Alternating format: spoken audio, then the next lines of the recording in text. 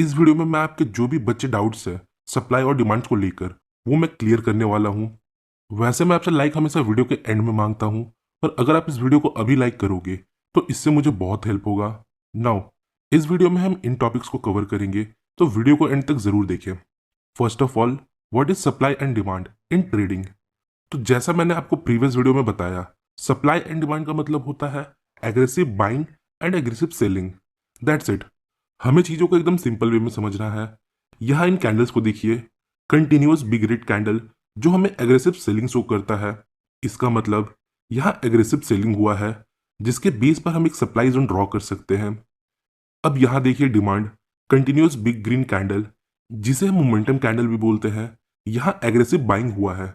तो simply demand and supply के लिए हमें aggressive buying and aggressive selling चाहिए, एक अच्छा मोमेंटम चाहिए। ओके, अब देखिए, हमें ऐसा मोमेंटम नहीं चाहिए जहां छोटे कैंडल्स बन रहे हो। We need nice momentum candles like this. So in trading supply और डिमांड का मतलब होता है aggressive buying and aggressive selling. Next, why do I trade supply and demand, मतलब हमें क्यों सप्लाई एंड डिमांड पर ट्रेड करना चाहिए। देखिए, हर चीज के पीछे एक लॉजिक, एक माइंडसेट होता है। बिना उसे जाने उसके ऊपर काम करने में ना आपको मजा आएगा ना मुझे। तो चीज बहुत सिंपल है। मैं as a retail trader prefer करूंगा बिग प्लेयर्स के साथ ट्रेड में रहने का, मतलब जिनके पास बहुत पैसा है। वो जब मार्केट में रिएक्ट करे तो मैं भी उनके साथ रिएक्ट करूं।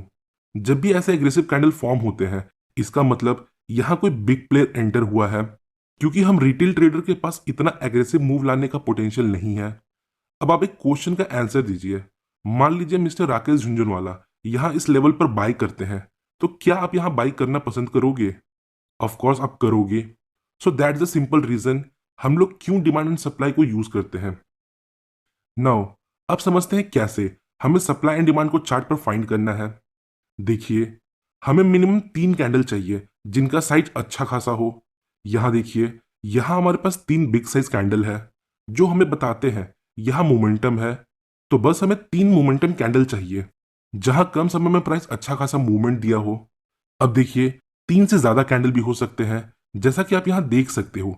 यहाँ हमारे पास 1, 2, 3, 4 टोटल 5 कैंडल है।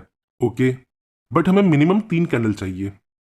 नाउ अब टूल सेक्शन से हम रेक्टेंगल बॉक्स को सिलेक्ट करेंगे और जोन को ड्रॉ करेंगे। तो कुछ इस प्रकार हम जोन को फाइंड करते हैं। ड्रॉ कैसे करना है आगे इसी वीडियो में देखेंगे। उसके पहले एक और एग्जांपल देखते हैं। यहाँ देखिए, अगेन हमारे पास बिग साइज कंटिन्यूअस कैंडल्स है। तो बेसिकली हम प्राइस का वापस इस लेवल पर आने का वेट करेंगे और फिर ट्रेड लेंगे। नाउ अब समझते हैं कैसे हमें सप्लाई एंड डिमांड को ड्रॉ करना है। तो इसके 3 तरीके हैं, लास्ट पिवट का यूज करके, टाइट कंसोलिडेशन का यूज करके और विक्स का यूज करके। आइए पहले देखते हैं यूजिंग लास्ट पिवट। तो बेसिकली जहां से मूव का स्टार्ट हुआ है, हमें उसके पहले जो अपोजिट कलर का कैंडल है उसके साइज का एक जोन क्रिएट करना है, कुछ इस प्रकार। यहां हमें एग्रेसिव बाइंग देखने को मिला, इसलिए ये एक डिमांड जोन है। यहां प्राइस के वापस आने पर हम ट्रेड अपॉर्चुनिटी ढूंढ सकते हैं। नेक्स्ट, ये है सप्लाई जोन, जहां हमने लास्ट पीरियड का यूज कर एक सप्लाई जोन ड्रॉ किया। अगला तरीका देखते हैं यूजिंग कंसोलिडेशन। बेसिकली अगर एक एग्रेसिव मूव के पहले हमें एक टाइट कंसोलिडेशन मिलता है, तो हम उस एंटायर कंसोलिडेशन के बेस पर एक जोन ड्रॉ कर सकते हैं। फॉर एग्जाम्पल, यहां देखिए, प्राइस में एग्रेसिव सेलिंग आने के पहले यहां प्राइस थोड़ा कंसोलिडेट करता है, तो हमने इस कंसोलिडेशन के बेस पर एक सप्लाई जोन ड्रॉ किया, कुछ इस प्रकार। नेक्स्ट टाइम जब प्राइस यहां वापस आएगा तो हम यहां सेल कर सकते हैं। नेक्स्ट, ये है डिमांड जोन का एग्जांपल, जहां हमने कंसोलिडेशन का यूज करके एक डिमांड जोन मार्क किया। तो अगला तरीका देखते हैं जिसमें हम कैंडल्स के विक का यूज करके जोन को क्रिएट करेंगे। तो यहां देखिए, यहां हमें एक फास्ट मोमेंटम देखने को मिलता है। यहां एग्रेसिव बाइंग हुई है। अब इसके पहले जो लॉन्ग विक कैंडल है, इसे देखिए। तो हम इसके पूरे बॉडी का यूज नहीं करेंगे, यहां हम सिर्फ इस कैंडल का विक यूज करेंगे और एक डिमांड जोन ड्रॉ करेंगे, कुछ इस प्रकार। और प्राइस का वापस इस लेवल पर आने का वेट करेंगे। तो मैं आपको रिकमेंड करूंगा, अगर आप एक बिगिनर हो तो आप ऐसे जोन को यूज ना करें। आप जोन को ड्रॉ करने के लिए पहले 2 तरीके का यूज करें। नाउ अब एक इंपॉर्टेंट क्वेश्चन जो मुझसे बहुत लोगों ने पूछा, हमें डिमांड एंड सप्लाई जोन देखने के लिए चार्ट पर कितना पीछे देखना चाहिए। तो मेरे अकॉर्डिंग आप 3 to 6 मंथ पीछे देख सकते हो, इवन 1 साल पहले तक का भी देख सकते हो। यहाँ टाइम मैटर नहीं करता, जोन कितना भी पुराना हो, अगर जोन क्लियर है तो आप प्राइस का वहां आने का वेट करें। नाउ अब क्या होता है, मोस्टली जो लोग हैं वो मेजर स्विंग्स को देखते हैं, जो एक अच्छी बात है। लोग प्राइस का वापस इन लेवल पर आने का वेट करते हैं। बट अगर कोई डे ट्रेडर है तो क्या ये जोन उनके लिए है? हो सकता है प्राइस यहाँ आने में बहुत टाइम लगा दे, तो ऐसे हम ट्रेड अपॉर्चुनिटी खो सकते हैं। So now the question is, तो हम क्या कर सकते हैं? सिंपली हम इनके बीच में डिमांड एंड सप्लाई को ट्रेड कर सकते हैं। जैसा कि आप जानते हैं मार्केट वेव्स में मूव करता है, तो एक बड़े मूव के बीच में जो वेव्स फॉर्म होता है हम उनके ऊपर ट्रेड ले सकते हैं। आइए एग्जांपल देखते हैं।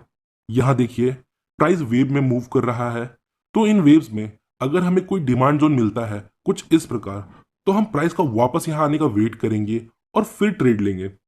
नाउ अब बात करते हैं कितने बार हम एक जोन को यूज कर सकते हैं। देखिए चीजों को सिंपल रखते हैं, बेसिकली हम सब बिगिनर्स हैं, तो हमें एक जोन को बस एक बार यूज करना चाहिए। पर इसका मतलब ये नहीं ये दोबारा काम नहीं करेगा। बट अभी के लिए मैं आपको रिकमेंड करूंगा आप एक जोन का यूज एक बार करें। नाउ एक और इंपॉर्टेंट क्वेश्चन, क्या हमें कंफर्मेशन का यूज करना चाहिए या फिर प्राइस जब डिमांड या सप्लाई जोन में आए तो ऑर्डर प्लेस कर दे? हमें क्या करना चाहिए? तो इसका आंसर है हम सब एक बिगिनर है, तो बिगिनर्स के लिए हमेशा कंफर्मेशन इंपॉर्टेंट होता है। लाइक आप जोन पे किसी कैंडलस्टिक पैटर्न का कंफर्मेशन ले सकते हो, लाइक बुलिश और बेरिश कैंडलस्टिक, या फिर कॉन्फ्लुएंस के बेस पर ट्रेड ले सकते हो जिसमें हम कुछ इंडिकेटर्स का यूज कर सकते हैं लाइक मूविंग एवरेज एटसेट्रा।